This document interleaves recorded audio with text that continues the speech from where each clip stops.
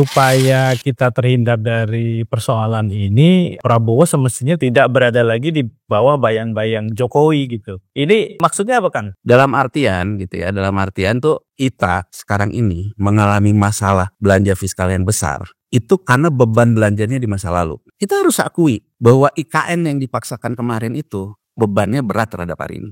Tapi dari sisi ini aja, Prabowo kan tidak berani gitu. Bahkan di sidang kabinet mengatakan Pak Jokowi ini bagus gitu ya, Pak Jokowi ini memberikan apa segala macam. Lah kalau kita tidak mereview belanjanya kan, bagaimana kita berharap bahwa kita bisa masuk ke sesuatu yang baru karena kita tidak mau dan melindungi persoalan lama.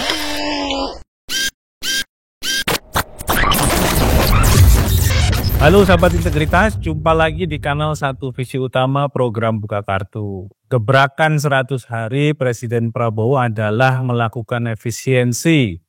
Ada surat yang sudah dikeluarkan ya dari pemerintah, tentu lewat Kementerian Keuangan, sekaligus juga ke Kementerian Dalam Negeri karena ini berurusan juga dengan pemerintah daerah, agar ada beberapa item program yang selama ini dibelanjakan secara besar-besaran itu untuk dipangkas. Salah satunya misalnya pembelian ATK, kemudian acara-acara seremonial, ada lagi misalnya jasa konsultan, kegiatan survei, penelitian, seminar dan lain-lain ya. Itu kalau di list peraturannya itu kita sudah bisa lihat sendiri. Nah, untuk mendiskusikan soal ini sebenarnya ada apa di balik kebijakan efisiensi? Apakah karena kita nggak punya duit, ataukah karena memang ada semangat anti korupsi yang lebih besar di rezim pemerintahan hari ini? Kita akan mendiskusikannya dengan Dr. Yanuar Rizky, seorang ekonom. Kalau kita cek kiprahnya di bidang moneter dan fiskal tentu sudah sangat banyak. Saya tidak perlu sebutkan satu persatu, tapi saya sudah kenal lama dengan Kang Yanuar ini, jadi saya juga secara akrab memanggilnya Kang Yanuar gitu ya. Kita sapa dulu Kang Yanuar. Kang Yanuar, apa kabar? Baik, Mas Adnan. Sehat ya, alhamdulillah ya. Alhamdulillah sehat. Udah lama kita nggak ketemu. Betul. Kang, soal efisiensi nih, ini backgroundnya apa? Backgroundnya sih kalau menurut saya gitu ya, satu kan ada RAPBN 2025 ya. RAPBN 2025 itu kan memasukkan program-programnya dari presiden terpilih. Jadi kalau kita ingat Mas Adnan, waktu masa transisi dalam sidang kabinet terakhir kabinetnya Joko Widodo dan Kiai Ma'ruf gitu ya, kan memang sudah dimasukkan pembahasan anggaran, jadi tidak ada tim transisi karena presiden terpilihnya keberlanjutan yang juga menteri ya. Jadi artinya program-programnya sudah dimasukkan. Kemudian juga dulu menurut Presiden Jokowi memasukkan wamen yang mewakili dari timnya presiden terpilih yaitu Pak Thomas Kiwandono jadi wamen gitu ya. Jadi artinya program-program dari presiden terpilih dilakukan balancing di Departemen Keuangan gitu ya. Nah, terutama terkait dengan makan bergizi gratis yang menjadi janji kampanye dari Prabowo Gibran gitu ya. Nah, kan kalau kita lihat dalam perjalanannya pada waktu itu dari angka anggaran makan bergizi gratis ini selalu terpotong gitu loh, Mas Adnan gitu ya. Jadi artinya dari sempat 15.000 sampai akhirnya pelaksanaannya sekarang 10.000. Bahkan kan kalau waktu sebelum pelantikan asumsinya 15.000 gitu. Tapi setelah jadi 10.000. Dan menunya tuh terus berkurang ya? Terus berkurang gitu ya. Kemudian kalau dilihat dari Jokowi gitu ya, Jokowi kan selalu, dan juga bukan hanya Jokowi, termasuk juga Prabowo selalu mengatakan keberlanjutan, terutama terkait IKN gitu ya, IKN dan sebagainya ikut masuk gitu. Nah, dari awal sih Mas Adnan gitu ya, saya waktu itu kebetulan di salah satu TV, di TV One gitu ya, ketika sebelum debat presiden dan wapresnya yang di KPU tentang isu ekonomi, pada waktu itu membahas tentang isu pajak. Jadi datang dari 3 tim sukses, tim 01, tim 02, tim 03, dan saya sebagai ekonom gitu ya, panelis lah gitu ya dengan moderator Nilai TV One. Saya sudah menanyakan ke tim 02 bahwa tim 02 ini kecenderungan ekspansi fiskal ya. Ekspansi fiskal dalam artian dia melakukan keberlanjutan yang dilakukan dari pemerintahan sebelumnya. Termasuk soal IKN gitu ya. Termasuk juga kalau keberlanjutan dari pemerintahan sebelumnya terkait dengan belanja bansos. Ya, belanja bantuan sosial yang juga besar, yang juga dalam anggaran era APBN 2024 terutama masa-masa pemilu kan kita sama-sama tahu lah ya, itu rahasia umum bahwa spending besar itu ada di bansos.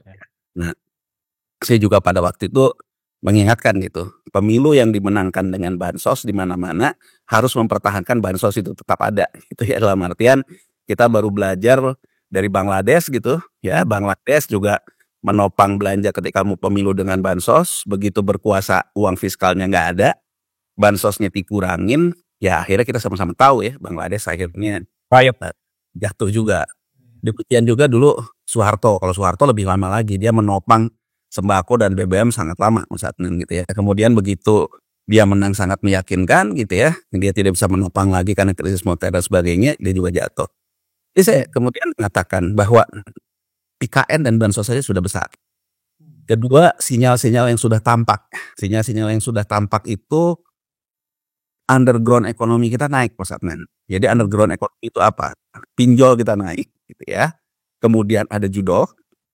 Kemudian juga ada yang disebut dengan prostitusi online. Kalau orang selalu bahas kan yang dua ini nih. Kalau prostitusi online itu jarang dibahas. Tapi sebetulnya angka prostitusi online saya juga pernah bahas di podcastnya PPATK. PPATK punya data besar juga Mas Adnan gitu. Jadi dari prostitusi online itu besar juga. Kalau kita lihat nge-refer datanya, 3 ini kalau digabungkan tuh udah hampir 10% dari GDP kita, dari uang beredar kita. Ini kan artinya cukup besar ya. Kang, sorry. Kenapa itu disebut sebagai underground economy? 3 hal ini. 3 hal itu ya karena sebetulnya kan ekonomi yang sehat, kalaupun dia mau hidup dari pinjaman, bukan model pinjaman online. Pinjamannya kan betul pinjaman ya proteksi gitu ya. Ini kayak gali lubang tutup lubang teminannya. Kalau pinjaman online ini kan korbannya banyak, itu bunganya besar, kemudian sudah tidak ada lagi 5C yang jadi kategori orang dapat pinjaman gitu ya, bahkan kadang-kadang nggak punya pendapatan pun dikasih, sehingga kan ini selalu dilaporkan oleh OJK, angkanya terus membesar outstandingnya. Kemudian kalau judi online ya di samping memang cenderung cuci uang gitu ya dari penyelenggara judi online-nya, dan kebanyakan kan yang masuk memang orang yang hanya punya 100 berharap punya 1000. Jadi argunya ya kalau di pasar modal Adnan gitu ya, ada orang ngomong saya mainnya margin punya 100, saya leverage jadi 1 miliar bisa nggak gitu. Ya goreng sahamnya sendiri itu ya dalam artian, cuman kah kalau di kelas bawah ya dia tidak punya privilege seperti itu gitu. Jadi akhirnya tempe aja nggak bisa itu kan. Main judi, tebak-tebakan gitu dan sebagainya, itu menjadikan harapan untuk menjadi pendapatan. Kenapa disebut dengan underground?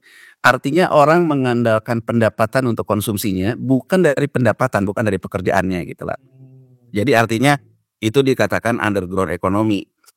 Ini jauh lebih buruk dari kita mengatakan terjadinya proses pekerja formal bergeser ke pekerja informal. Jadi data lagi Adnan, jadi satu ada data lagi dalam 5 tahun terakhir itu ada sebuah tren pekerja formal semakin menurun, pekerja informal semakin naik. Sebenarnya kalau kasat mata kita lihat aja ya fenomena makin banyak nih ojol dan sebagainya ya, itu fenomena bergeseran ke sektor informal. Ini saja sudah dianggap sebagai pensurat ekonomi. Karena kalau ekonomi kan menginginkan semua itu ada dalam sektor formal. Kalau semua ada dalam sektor formal, maka juga dia jadi objek pajak gitu ya. Kemudian juga ya nyambung lah untuk premi dan kesehatan dan sebagainya. Kalau dia ke sektor informal, maka dia tidak punya memiliki jaminan dan sebagainya. Ini saja sudah dianggap sebagai sebuah tanda-tanda ekonomi strukturalnya tidak bekerja. Nah ternyata di samping ekonominya menjadi semakin tidak terstruktur sebagai informal, kita juga punya fenomena gitu. Dulu orang alasannya oh ini karena COVID gitu, tapi kan angkanya terus naik gitu. Ya. Angkanya itu terus naik, artinya di samping orang bergeser pekerjaan yang semakin jadi informal, Kalau informal ini kan kurang lebih kerjanya cari kerjaan gitu. Ini hari ini ada kerja atau enggak ya, belum tentu gitu ya kerja. Harian lah jadinya ya. Nah, ternyata itu saja tidak bisa mencukupi, orang tutupi dengan pinjaman-pinjaman yang di luar kemampuannya. Jadi kan kenapa disebut underground kan di luar kemampuan. Dia ngambil pinjol, dia main judi online dan sebagainya, dan prostitusi online dan sebagainya. Itu disebut underground. Nah, kelas menengah yang dalam posisi underground ini menurut saya akan berdampak sangat serius terhadap dua hal gitu ya. Terhadap penerimaan pajak penghasilan, karena kecenderungan dari sektor formal ke informal berarti PHK semakin besar. Artinya juga PPH pajak penghasilan juga turun ya. Dan kemudian PPN pajak konsumsi, ekonomi kita bertumbuh ke konsumsi. Memang ekonomi kita terus tumbuh tapi dari konsumsi. Tapi artinya konsumsinya dibiayai oleh underground tadi. Semakin naiknya pinjol, semakin naiknya ada judol dan ada prostitusi online. Jadi kalau kita lihat di situ bahwa kondisi fiskalnya dari sudut pandang penerimaan dalam hal ekonomi strukturalnya itu terjadi pelemahan. Pertama terkait dengan PHK, orang sebanyak pekerja informal. Ya walaupun kalau kita tanya programnya mencoba menstrukturalkan pajak informal, termasuk misalnya pekerja informal, ya termasuk pajak UKM yang 3% final gitu ya. Jadi artinya kan upaya-upaya tetap si informal ini tetap dalam objek pajak, tetap masuk ke dalam sistem jaminan sosial itu dilakukan. Tapi kan secara strukturalnya bahwa terjadi pelemahan ekonomi struktur, gitu ya. Kita masih tertolong oleh apa? Konsumsi kita nggak ada matinya gitu. Bahkan semua negara lihat Indonesia luar biasa gitu. Optimisme konsumennya tidak pernah kendor, mau ada COVID, mau ada apa. Tapi kalau kita lihat detail datanya, ya kalau disertai oleh naiknya underground ekonomi berbahaya gitu. Kedua, sinyal berikutnya yang kita perhatikan apa? Fenomena makan tabungan. Jadi di kelompok di atas, Mantap ya. nah mantap, di kelompok di atasnya. Jadi kalau tadi kan kita ngomong tengah bawah ambil pinjol, ada judol, ada prostitusi online gitu ya. Nah di tengah bawah ke tengah-tengahnya itu fenomenanya makan tabungan. Artinya dia mengatasi konsumsinya dengan mengambil tabungannya, ya. Nah jadi pada waktu itu di debat antar tim sukses itu saya nanyain gitu. Kalau mau ekspansi fiskal, mempertahankan belanja sosial, bahkan belanja sosialnya ditambah oleh makan bergizi gratis, maka saya bilang dengan kondisi penerimaan negara yang struktural ekonominya terganggu, underground ekonominya naik, saya tanya, berarti nih 02, waktu itu kan saya kayak 02, akan menaikkan tarif pajak atau menambah objek pajak. Itu disanggah oleh tim 02 gitu ya. Jadi tim 02 tuh disanggah bahwa mereka mengatakan mereka tidak akan menaikkan tarif pajak, tidak akan berburu kayak di kebun binatang, apa-apa dikejar jadi pajak. Itu firm dijawab ketika debat tim sukses yang saya panelisnya. Nah, mereka menjawab bahwa caranya adalah dengan intelijen ekonomi. Itu ekonomi. Dia mengatakan bahwa misalnya mengejar orang-orang yang tidak bayar pajak tapi pakai operasi intelijen gitu loh. Jadi artinya memang ada yang seperti itu. Jadi misalnya katakan aja. Tapi ini kan kembali kalau kita pertanyakan sekarang, emang seberapa berani sama oligarki? Karena oligarki sebagai pemerintahan gitu loh. Dan jadi kan kadang-kadang kan ini retorika juga ya. Cuman kalau lagi kampus aja mau ngomong apa aja. Soalnya bahwa dia akan mengejar orang yang misalnya kecenderungan itu uangnya ada yang di luar negeri dan sebagainya. Nah, Kan udah ada tax amnesty sebelumnya 2 kali 3 kali itu kan. ya, tapi ini pakai model intelijen gitu Adnan. Jadi model intelijen jadi nanti orang ketahuan. Sebenarnya gampang Adnan. Gampangnya ya. Saya sebenarnya kita juga dari gerakan masyarakat anti korupsi gitu ya. Kalau ini serius mau dikerjain gitu ya. Asal bukan wacana gitu. Menarik sebetulnya Adnan. Saya ambil contoh. Kita ingat BLBI ya. BLBI itu aset yang diserahkan gitu ya. Itu hanya sekitar total tutup BPPN 27% dari nilai obligasi rekap yang diberikan. Obligasi rekap ini terus masih berjalan. Mereka mendapatkan pernyataan lunas kan ketika mereka memberikan 27%. Kalau sekarang mau pakai intelijen ekonomi, mereka sekarang balik lagi. Kita bisa lihat nih, misalnya yang sekarang lagi ribut gitu ya tentang apa PIK 2 gitu. Nah di PIK 2 itu kan salah satunya yang pernah dapat BLBI juga gitu loh. Jadi artinya yang pernah dapat BLBI dia bisa masuk lagi beli perusahaan TBK, beli perusahaan udah go public, bukan perusahaan properti, dibeli udah gitu dirubah jadi properti. Belum dia juga masuk juga ke ke CMNP kali ini gitu mana masuk gitu. Kalau kita Semakin besar kerajaan bisnisnya. makin besar, kalau kita pakai skala ini kan bisa saja memang Adnan. Logis saja kalau pakai intelijen dalam artian misalnya dipanggil, ini berarti Anda nih dulu ada harta, ada aset yang tidak Anda laporkan masih ada loh. Kan artinya secara walaupun betul sudah mendapatkan pernyataan lunas, tapi kan secara negara bisa mengatakan bahwa Anda pernah mencurangi negara ini. Nah itu yang dimaksud dengan intelijen ekonomi Adnan gitu. Cuman saya waktu itu juga ragu juga gitu apa bener ya berani ya gitu ya dalam artian berani untuk menambah objek pajaknya itu karena kan kalau tax amnesty berdasarkan kesadaran kan. Ya. Benar-benar self assessment. Kalau yang dimaksud yang dijawab waktu itu intelijen ekonomi jadi benar-benar upaya paksa. Upaya paksa itu artinya ditangani secara hukum atau Deal. itu. Iya.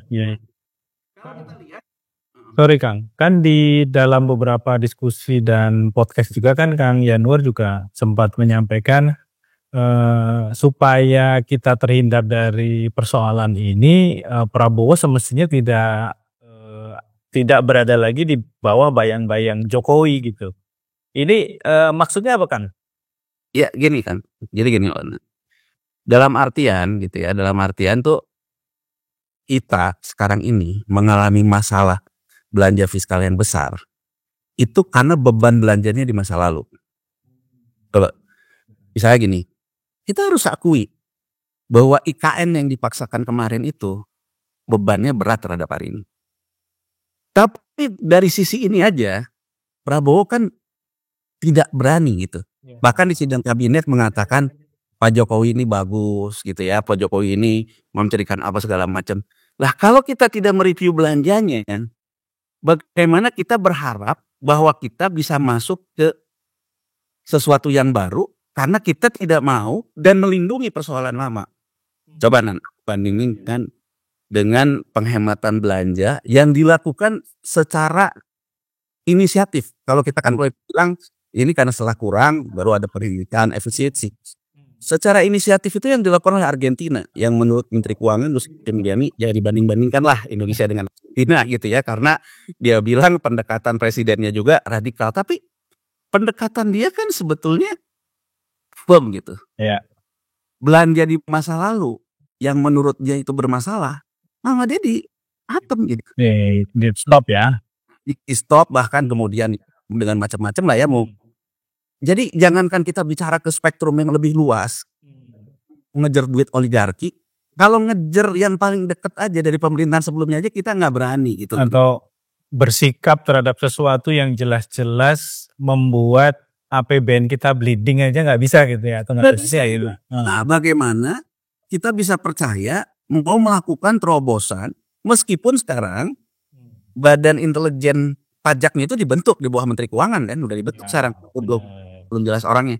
Itunya iya gitu. Cuman kan pertanyaannya seberapa percaya kita punya keberanian terhadap oligarki menggunakan intelijen ekonomi untuk mengejar penerimaan negara. Kalau yang deket aja ngejar rusaknya belanja di zamannya Jokowi aja nggak bisa. Apalagi oligarkinya gitu. Kalau antara Prabowo dengan Jokowi dua-duanya makhluk politik nan. Intinya kan boleh jadi Prabowo memanfaatkan Jokowi untuk elektoral, tapi kan mereka pasti makhluk politik. Kalau makhluk politik tidak ada teman yang abadi selain kepentingan, ya. Jadi Kang, sorry. Jadi mantra efisiensi yang baru saja disampaikan dalam program 100 harinya itu seperti gali lubang tutup lubang juga ya akhirnya. Karena tidak pernah diungkapkan sebelumnya. Jadi kan sebelumnya rencananya kan semua tuh firm gitu, optimis gitu bahwa bisa dilakukan, bisa segala macam gitu ya. Nah, cuman pas mungkin dalam pelaksanaannya, nah tadinya mungkin berpikiran tuh gini, Nan, kan perekonomian kita ini tumbuhnya dari konsumsi. Ya. Konsumsi kita ini nggak ada matinya seperti saya bilang tadi. Oke, nah akhirnya untuk mengatasi APBN yang sempit ini gitu ya, gunakanlah naikin tarif PPN. Ya, 12% itu ya. Itu, jadi kalau menurut saya standpoint RAPBN 2025 tidak bicara efisiensi awalnya. Bicaranya adalah kenaikan PPN dari 11 ke 12%. Ya. Nah, cuman ini kan perlawanannya keras sih. Nah, kedua menurut saya kan pembatalannya di last minute nih di 31 Desember ketika Presiden Prabowo ke Departemen Keuangan dia bilang batal gitu. Dan parsial sebenarnya ya. Batal. Bahkan kan yang tadinya sudah keluar Permenq, udah ada aplikasi Cortex, sampai akhirnya karena dibatalkan 31 Desember, di aplikasi mesti keluar formula 11/12. Itu kan intinya kan pada dasarnya pemerintah sudah firm untuk menaikkan PPN gitu. Tapi artinya begitu Cortex itu kalau kita baca rame di medsos. Jadi sebetulnya kan sampai sebelum Prabowo batalkan di Departemen Keuangan hanya 12% terhadap semua PPN. Itu loh. Nah, saya sendiri melihat, oke, kalau misalnya PPN itu batal, berarti pemerintah punya defisit kan yang bertambah. Kalau defisit yang bertambah, pemerintah harus bahas dengan DPR kalau mau diatasinya dengan hutang. Gitu loh, nah. Kalau dia mau atasinya dengan hutang, dia harus bahas dengan DPR karena mungkin lebih dari 3%. Tapi jauh-jauh hari Sri Mulyani memang tidak menghendaki batas 3% itu dilewati karena menurut dia itu adalah soal konservatif pengelolaan anggaran. Gitu ya, pengelolaan anggaran. Nah, ini kemudian muncul menurut saya mungkin kemudian usulannya dari Departemen Keuangan kita masuk ke belanjanya. Loh, jadi artinya kalau penerimaannya tidak tercapai sesuai rencana dari kenaikan PPN, naikin defisit juga bukan menjadi pilihan karena soal konservatif budget, maka masuknya di belanja. Spending. Nah, di spending. Nah, dari spending inilah ketemulah angka 306 terkait dengan alat tulis kantor, seremonial dan sebagainya. Jadi kalau kembali ke pertanyaan Adnan tadi, efisiensi ini sebetulnya respon dari ketidakbisaan ya. Jadi artinya ketidaklancaran lah, nggak smooth. Jadi nggak smoothnya rencana pemerintah untuk menaikkan PPN. Gantinya kalau mengandalkan nambah defisit surat hutang bukan pilihan. Di samping juga siapa yang mau beli surat hutang saat ini di tengah dunia juga semua penuh ketidakpastian. Di domestik juga udah diserap oleh surat utang lama gitu ya, dari perbankan, di BPJS dan sebagainya. Jadi kalau ditambah juga ya nggak ada ruang pembelinya. Nah, jadi efisiensi ini muncul dari persoalan cash flow menurut saya, bukan dari betul-betul program pemerintah memang mau melakukan efisiensi gitu loh. Jadi dramatis ya. Beda banget dengan yang Argentina. Beda banget juga dengan Trump gitu. Karena Trump dia ketika dia memilih Elon Musk dia pilih jadi menteri urusan efisiensi kan. Jadi memang sedari awal dia sudah firm untuk melakukan efisiensi. Makanya begitu sekarang juga salah satunya dia mengatakan supaya 20 juta pegawai negeri sipil di Amerika mengajukan pengunduran diri, ya itu memang bagian dari rencana dia. Nah, itu beda gitu. Jadi kalau kita tuh rencananya bukan efisiensi. Rencananya karena tidak tercapai dilakukan efisiensi. Makanya efisiensinya cenderung masuk dulu ke sesuatu yang tidak terkait juga. Kan kalau kita bilang gini loh. Tidak ini ya efisiensi yang targetnya itu tidak akan menimbulkan resistensi politik yang besar gitu ya. Betul, misalnya kalau mau bicara efisiensi yang besar ya pemangkasan menteri karena menterinya kebanyakan. Gitu. Jadi artinya kan pemangkasan menteri, pemangkasan wamen gitu ya. Jadi artinya menuju ke yang lebih tapi kan itu pasti akan menimbulkan gejolak politik gitu ya karena macam-macam lah tadi gitu ya. Nah, jadi kalau ini kan menyasarnya ATK gitu ya, seremonial dan sebagainya. Jadi ya menyasar sesuatu yang sebetulnya kecil tapi banyak gitu. Makanya kan surat edarannya di Depdagri dan sebagainya. Cuma Ya. kembali ke pertanyaan Adnan tadi, ini bisa ada pengaruhnya nggak? Ya bisa. Pengaruhnya kepada supplier yang selama ini mensupplier kertas, ya kan, mensupplier pulpen, IO acara seremonial gitu ya. Nah, dia bisa nggak dapat ini. Nah, kalau itunya terjadi, artinya peran belanja pemerintah untuk menjaga sektor pedagang eceran ATK, ya mungkin nggak bukan pedagang eceran ya, tetap pedagang yang pedagang besar ini juga ada pekerjaannya gitu ya. Sektor juga kepada IO seremonial pemerintah itu nggak ada belanja. Nah, kalau dia nggak ada belanja di tengah swastanya kayak gini, ya di sini juga bisa terjadi PHK. Dampak itu Itu sama dengan dulu ketika awal Jokowi berkuasa, dia menekan belanja untuk kegiatan di hotel ya Kang ya, ingat ya Kang ya. Nah itu kan baru berjalan berapa lama akhirnya dilepas lagi karena ternyata resikonya juga sangat besar gitu ya, karena kehidupan ekonomi di sektor perhotelan jadi mati itu. Ya itu memang ya. selama ini nanti juga begitu berjalan, bisa terjadi bahwa supplier di daerah juga mati gitu.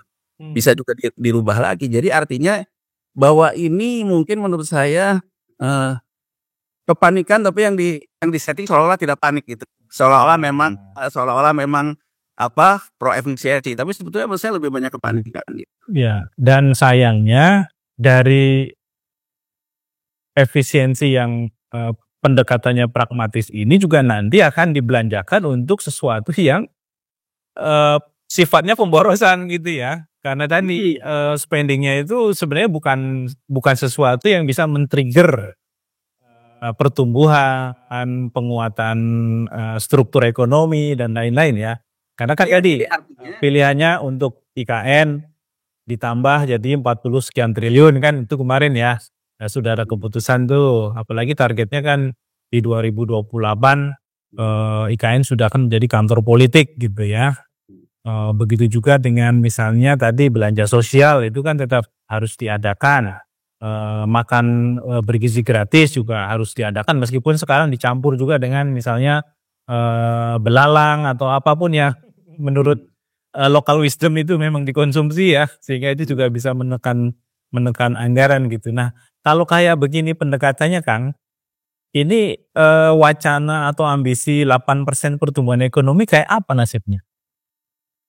Jadi gini, kalau menurut saya sejauh ini baru respon dulu terhadap cash flow APBN, karena APBN kita ini cash basis gitu.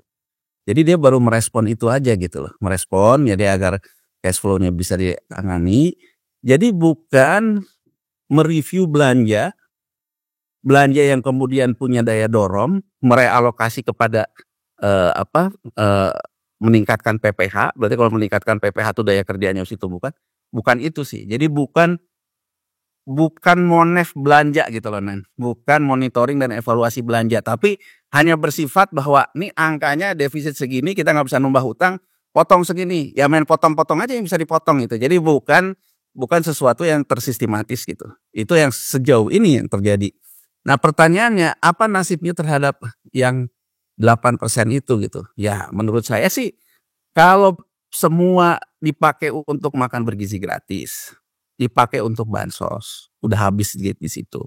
Untuk IKN, tidak ada perbaikan yang menyeluruh tentang sektor pertanian. Padahal miskin kota kita ada di sana. Kalau kita bicara mau ngomongin supply chain kita dari desa ke kota dan sebagainya terkait dengan industri pertanian. Nah, kalau itunya tidak dikerjakan, yang menurut saya kita tuh hanya ngomong-ngomong aja gitu, dalam artian bahwa artinya lebih mempertahankan stabilitas politik.